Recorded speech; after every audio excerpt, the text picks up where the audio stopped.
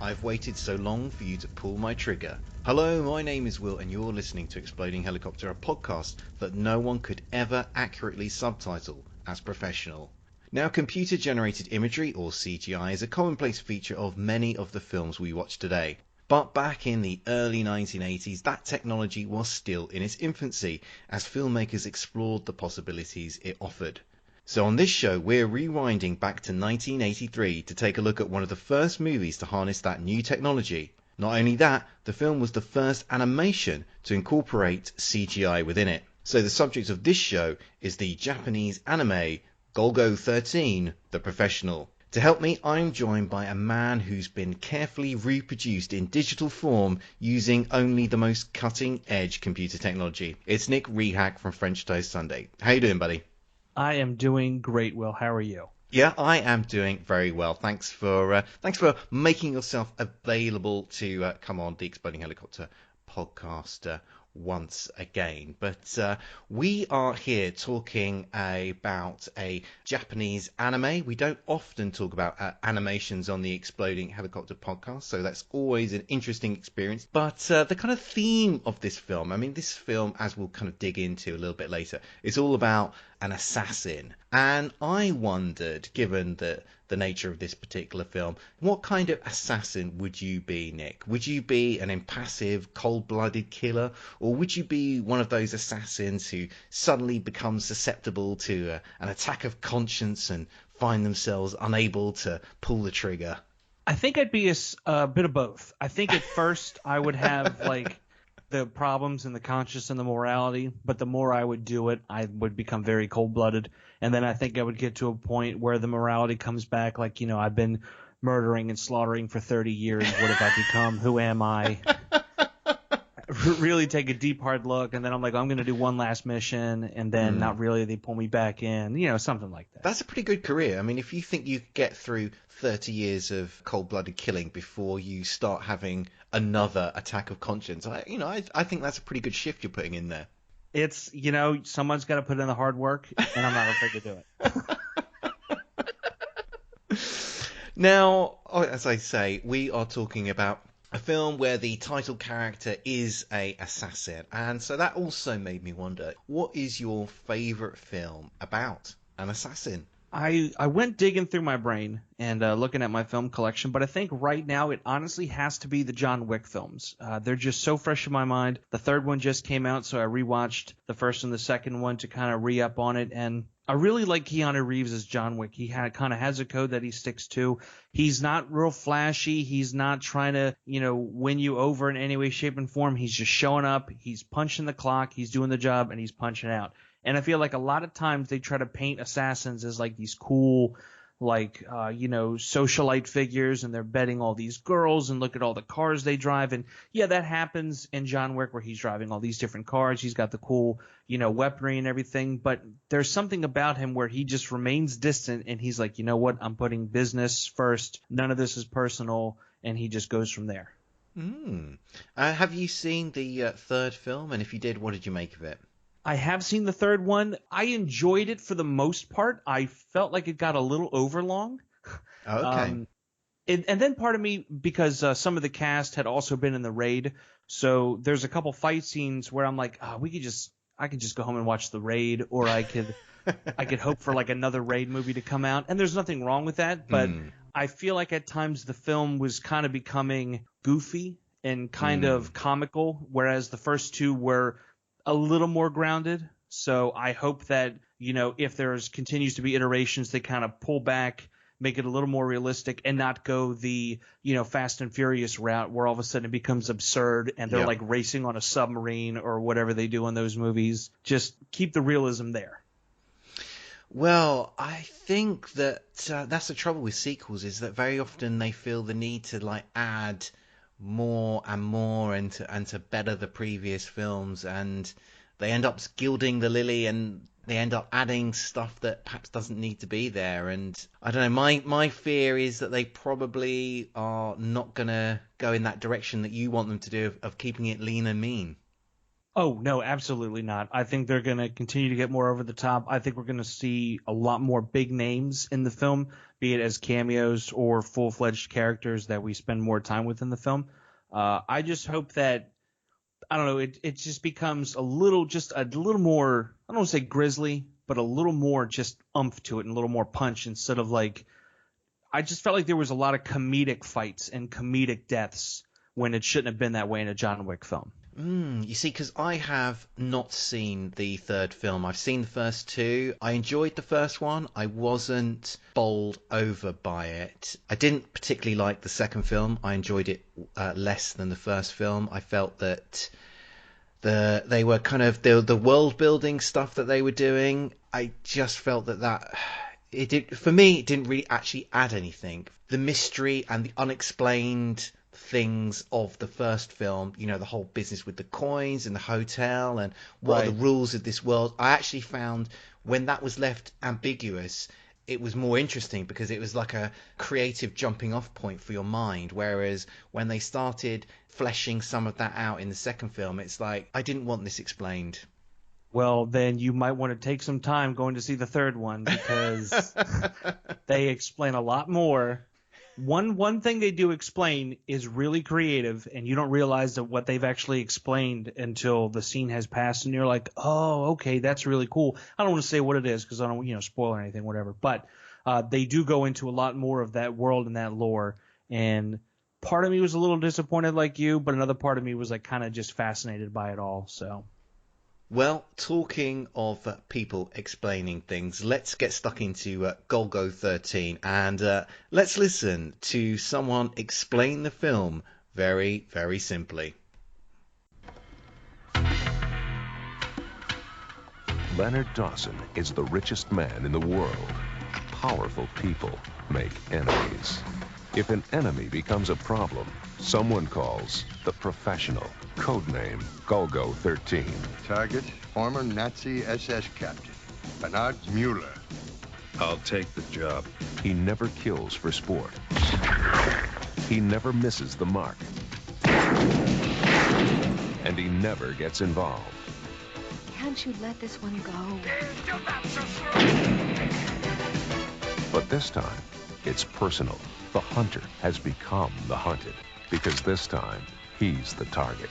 We found Golgo 13. He's preparing to shoot, sir.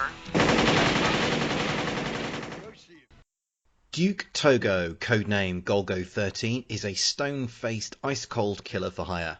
Amoral and expressionless, he is known for always getting the job done, even against the most impossible odds.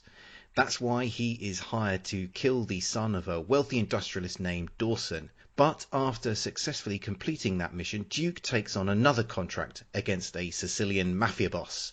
Meanwhile, Dawson targets Duke to avenge the killing of his son. This begins a chain reaction of murder and revenge as Duke fends off the mafia and corrupt US government agents, all the while having to deal with an increasingly bizarre array of assassins hired by Dawson. Whilst all this plays out, there remains one unsolved question. Why is Dawson so obsessed about hunting down Duke rather than the person who hired him? The character Golgo 13 is based on a long-running Japanese manga series of the same name. In fact, it's the longest-running manga still in publication. The film is the third screen adaptation of the character. There were live-action films made in 1973 and in 1977, but this was the first time that Golgo 13 had been animated. And the character has continued to live on in other media since this particular adaptation, with video games and with an animated television series following in the subsequent years. Golgo 13 has a user rating of 79% on Rotten Tomatoes and a 6.8 rating on IMDb. But all that is by way of background. Nick, what did you make of Golgo 13, The Professional? I enjoyed it. It definitely caught me off guard. I really dug the aesthetic. I loved the visuals of it. Very 80s, very heavy on the 80s. But I don't know, there was something about it that just kind of drew me to it, even in some of the more intense moments in the film, both violent and sexual.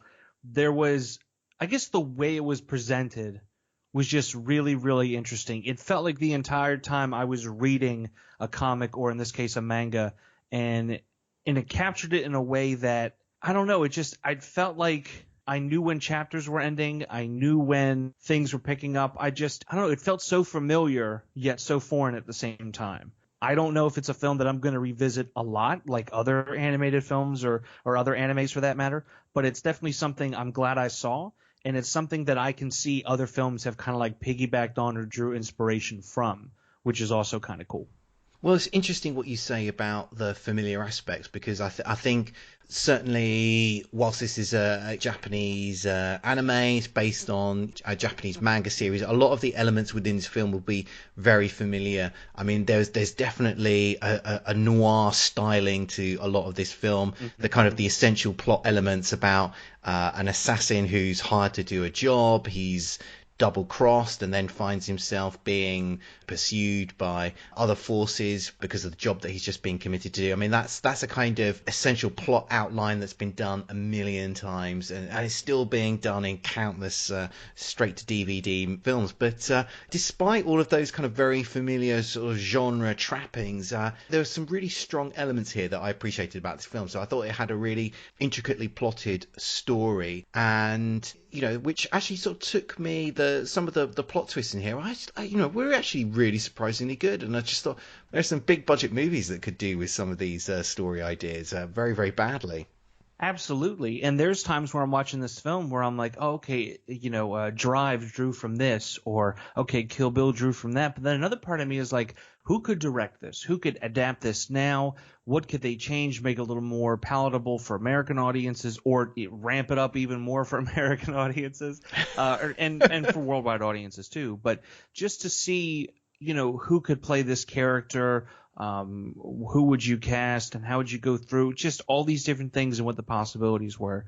But yeah, as you said, like I wish the plot was a bit, or maybe not the plot, at least the writing and the acting a bit stronger to make it more of a contender. Whereas, yeah, there's some elements and twists, like you say, I feel like are kind of wasted, and they could be put on a different kind of medium, and I think they would have greater success there. Yeah, because the plot is really good, but some of the dialogue in this, and maybe that's just down to translation, but some of the dialogue in this is appalling. I mean, it's so characters just explaining very, very obvious things, which you just think, oh, please give us as the audience just a little bit more intelligence to be able to follow what is going on. And also there is the voice actors in this film, or in this dubbing, because I was watching the English dubbed version. The voice actors in this film they're just, I looked into their careers. They're just basically people who make a living doing English dubs for Japanese animations, and they're clearly not the greatest voice actors out there. And I feel that hurts the film. I think if some of the dialogue was a little bit more creative, and some of the voice actors, if you got some big name actors, maybe that would lend a bit more depth and potency to some of the stuff that we're watching here. Absolutely. I watched the Japanese version with subtitles because that was the only one that I was able to get a hold of. And while there's a real poetry and a beauty to the language, I just, when you read the words and you're like, oh, that's what they're saying, like it really falls flat. And it's just like you said, it feels almost like they're over explaining the situation. Like, oh, famed assassin Duke, what are you doing here in California? Have you come to hunt me down and my family? Like, it's just not good. Yeah, it really lacks some imagination in those particular elements. But the other thing that I found a bit of a barrier to really getting into this film was actually the character of Golgo 13 himself, because he is this stoical, expressionless, emotionless killer. And we've seen those types of characters in movies, and you mentioned Drive, where you've got Ryan Gosling, who's playing this very impassive character in that movie. But somehow, I think when you're watching a live action film, when you're watching an actual actor, there's an X factor at work there, where the charisma, the wider personality of the actor, even if they are not necessarily doing a lot in their performance, somehow that can be projected, or you can project onto it. When you're just watching a flat animation and you're being presented with a character who is, somebody who's not presenting much emotion, it can feel a little bit flat. And I kind of struggled a bit to really get into the Golgo 13 character. No, it absolutely feels flat. And sometimes when he's just standing there stoically, I wonder, okay, is this his character? Is this who he is? Or are they saving money and just reusing the same cell? Or have they just forgotten to animate him? Yeah, exactly. And they're just animating the background to make it look like he's doing something. A lot of that crossed my mind in this film. And also visually with this film, I don't know if this is intentional or not. There's a lot of shadow in the film. There's a lot of darkness in the film. A lot of just maybe in the center there's a silhouette and they're doing something. And again, I don't know if it's a budgetary constraint. It adds to an extent to the visuals, and it kind of gives it I don't want to say noir, but definitely a darker tone to the film. But sometimes I'm like, I want to see more of this world.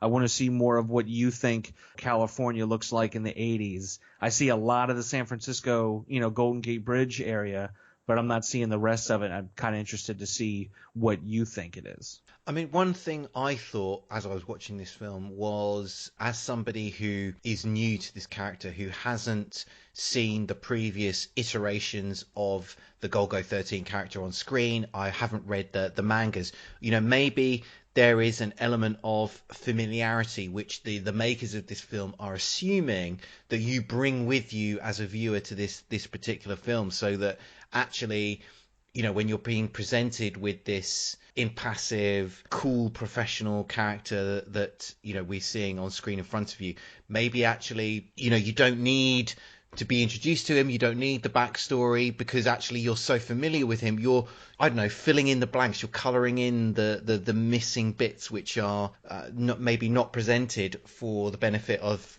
somebody who's completely new to this character. I can see that. I can definitely see that. But I also feel like they do enough of a setup job with the opening scene where he assassinates this character getting off of a plane. He's just very, boom, I did my job and I'm going to go home. And to me, that tells a lot about the character. And then we go into this bizarre PlayStation 1 video game opening cinematic that just feels so out of place and kind of takes you out of the film. And then you have to get back into it. And you're like, oh, okay, here we are with this assassin character again. Now he's in a different setting. He's going to do the same thing, but maybe something will happen and he'll react differently.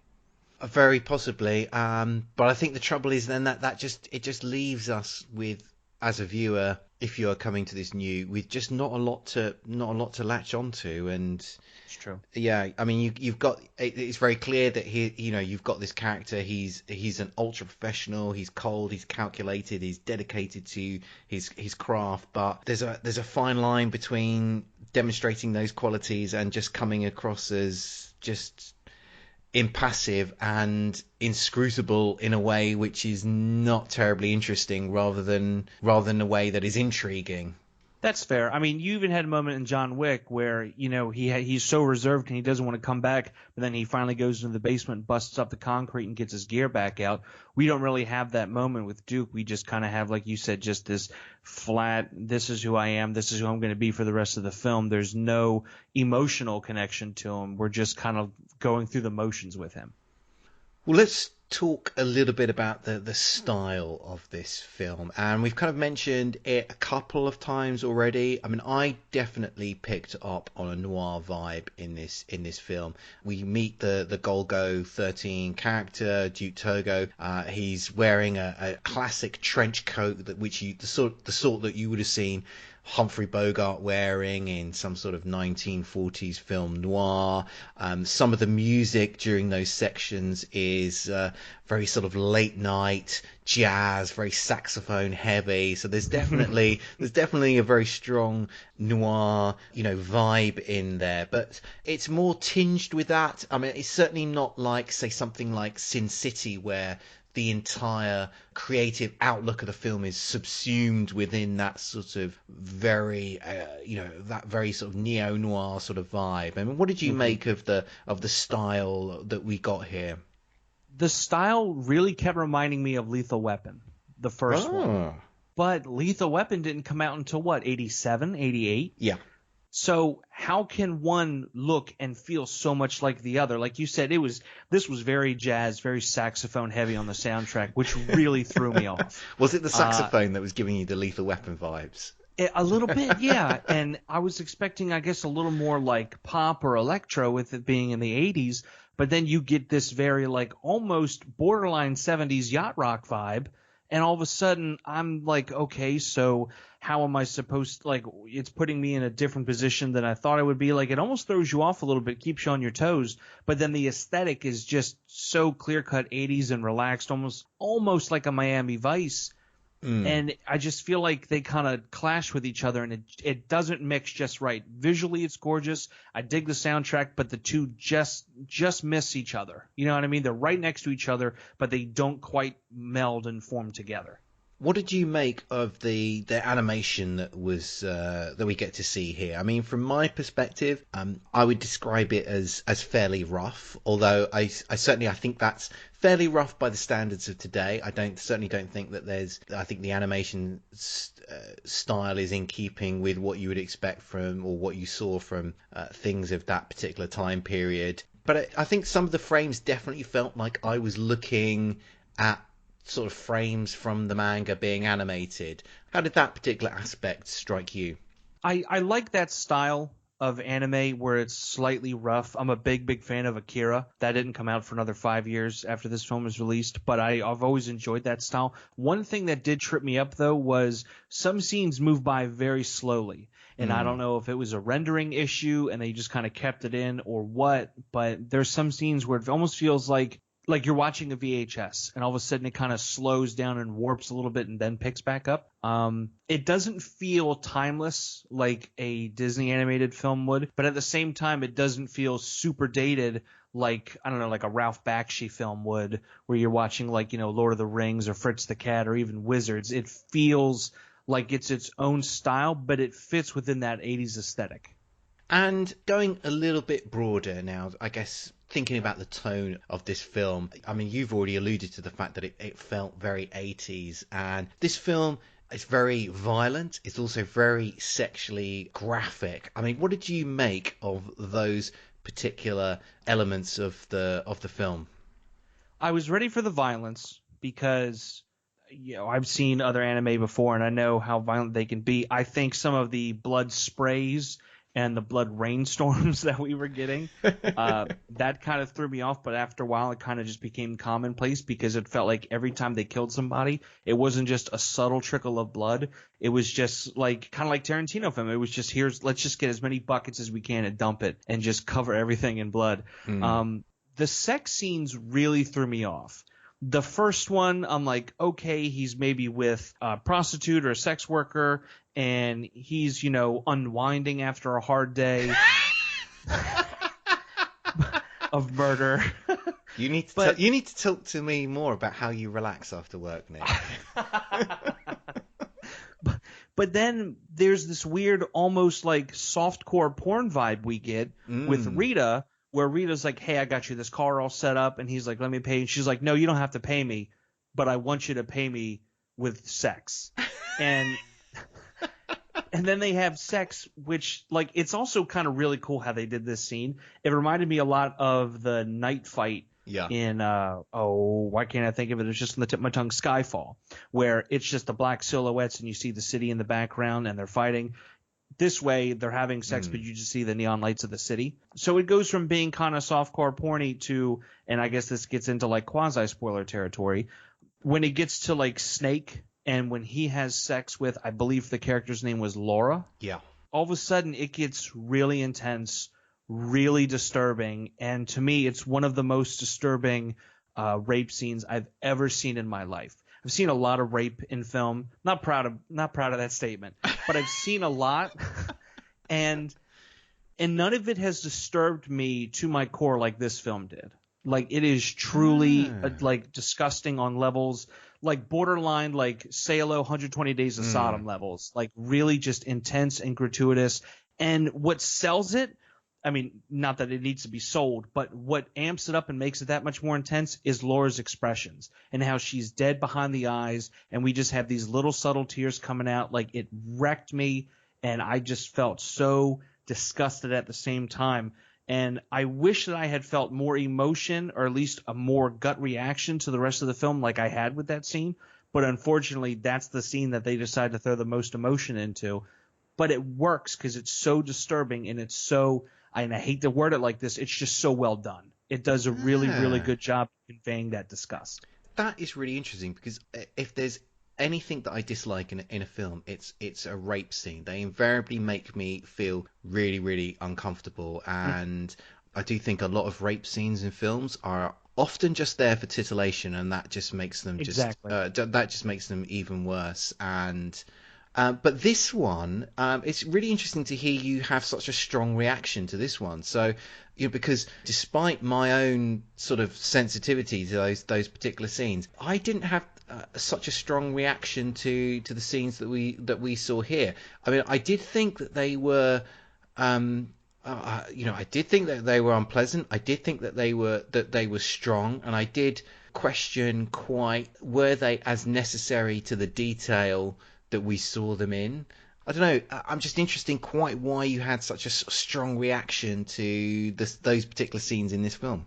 I think it's the lead up to it. I think there's this character Snake, and he's begging Dawson, like, just let me have her, and he's just kind of gives in, and he's like, fine. And then she's in this room by herself, and all of a sudden, boom, dude just appears, and Albert's locking the door behind her, and the guy's like, yeah, I want some tea, and they just walk away from the situation. I think walking away, excuse me, and then hearing a couple like screams in the background and cutting to another scene, that would have been effective as is.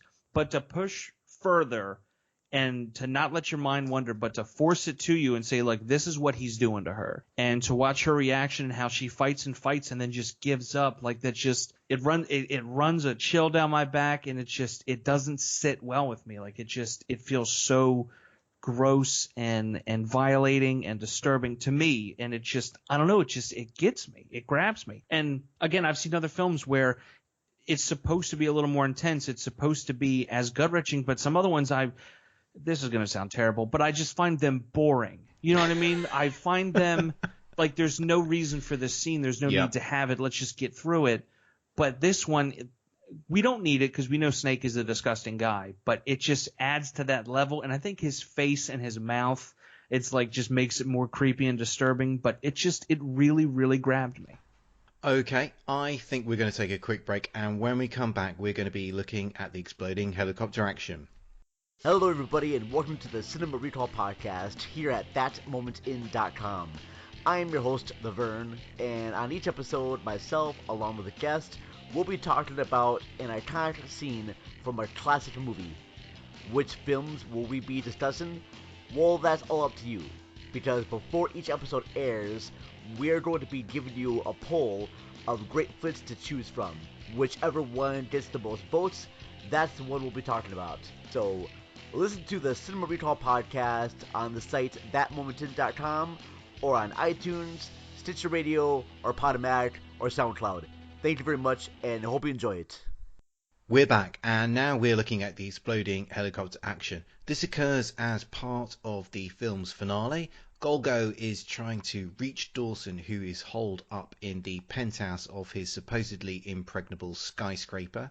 In a bid to finally kill the troublesome Golgo, Dawson has called up a squadron of attack helicopters which open fire on our assassin as he is making his way up the building.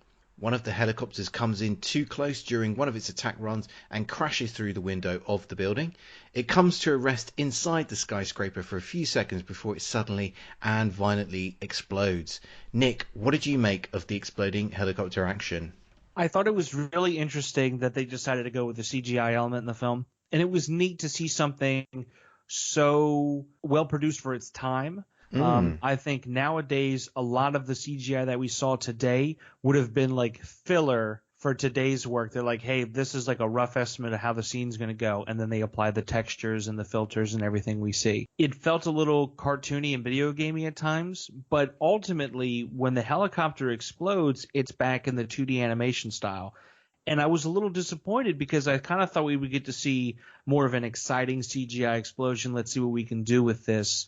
But we're kind of left disappointed. And the way at which the helicopter just kind of loses control and crashes into the building, that felt a little, I don't know, just felt a little too clean, like a little too nice to tidy up. Here Duke is this master assassin. I kind of thought he would pull off like an insane shot or an impossible shot, something that kind of sets the guard off or does some kind of maybe domino effect with the helicopters to cause a big explosion. But we don't get that. It's almost like, hey, here's this really cool thing that we can do, and let's tidy up and get back to the film. And it almost feels like there's no need for it.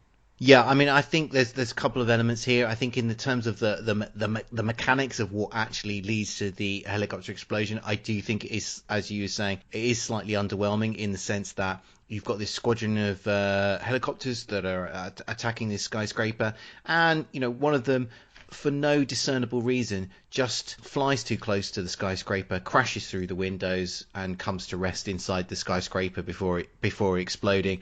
And that could have been more imaginatively staged with Golgo pulling off. He's a master assassin. He could have been pulled off an incredible shot to shoot out the pilot of the helicopter at a critical moment on his attack run.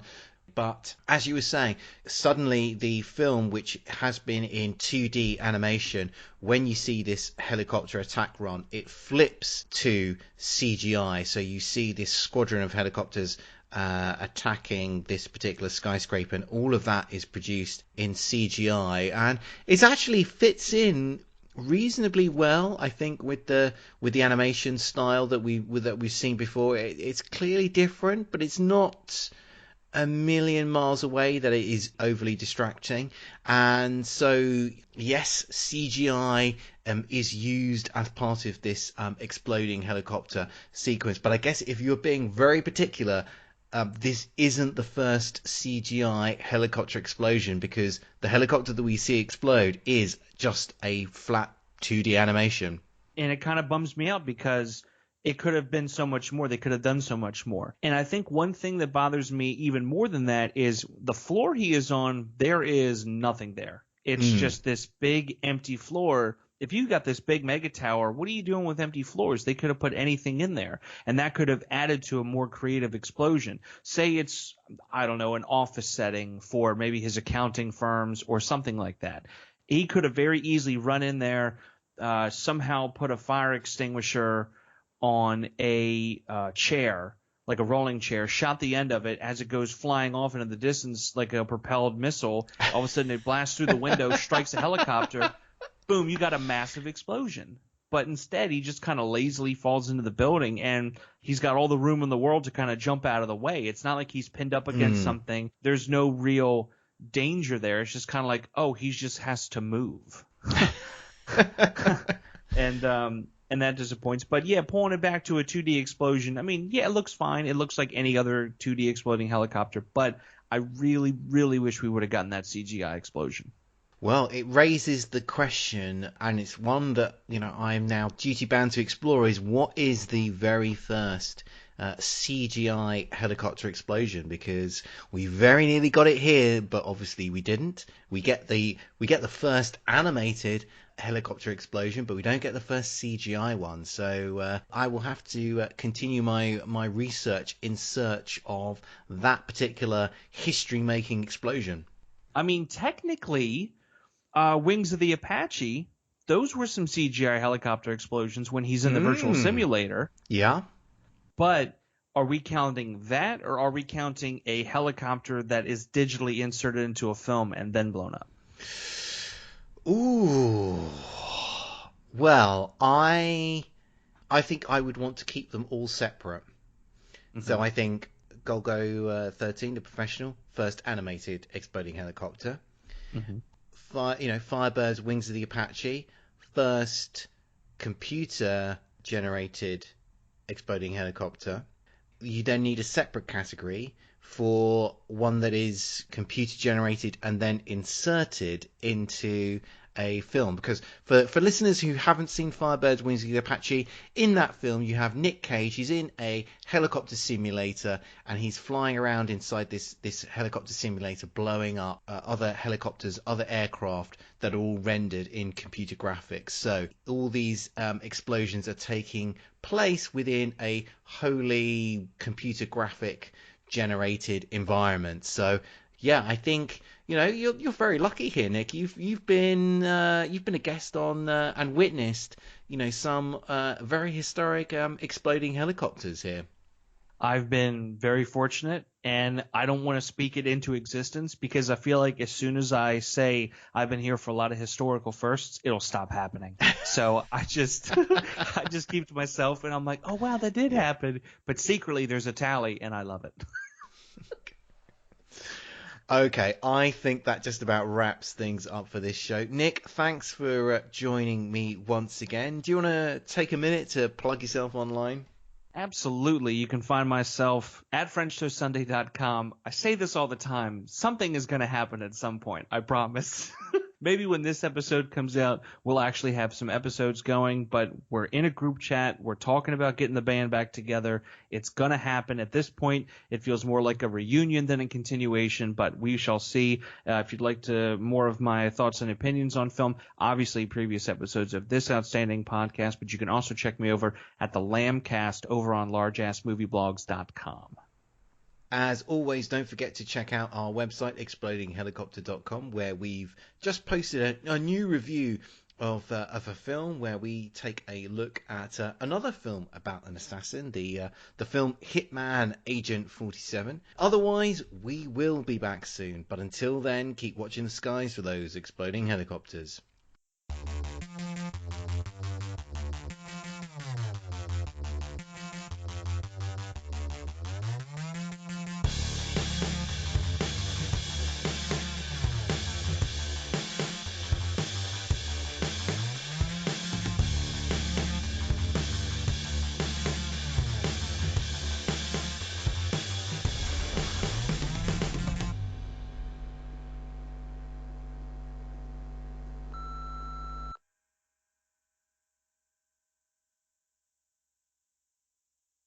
This podcast is a proud member of the Lamb Podcasting Network. Find the network at largeassmovieblogs.com.